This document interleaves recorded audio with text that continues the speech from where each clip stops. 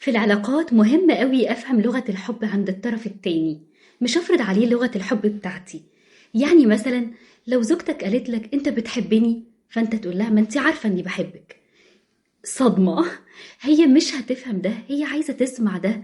هي لغة الحب بتاعتها هي السمع، هي الكلام الحلو. فلما تكون شريكة حياتك بتحب الكلام الحلو وانت تجيب لها أغلى هدايا في الدنيا، وتلاقيها مش مبسوطة والعلاقة تبوظ وانت مش بيعجبك حاجة، فتسأل نفسك هي العلاقة باظت ليه وانا جايب لها هدية كويسة. في حد تاني بيحب الاهتمام والتقدير. يعني مثلا لو زوجك بيحب ان انت طول الوقت تقولي له انت بتجيب احسن حاجة، تسلم ايدك، انت تعبت قوي في الشغل، فدي مهم ان انا اسمعه اللغة اللي هو بيحبها.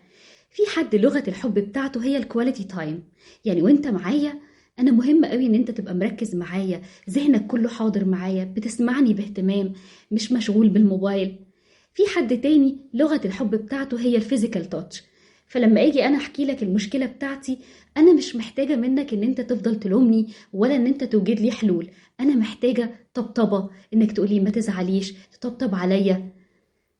في العلاقات مش المهم لغة الحب اللي بعرف أقدمها، المهم لغة الحب اللي الطرف التاني بيعرف يستقبلها.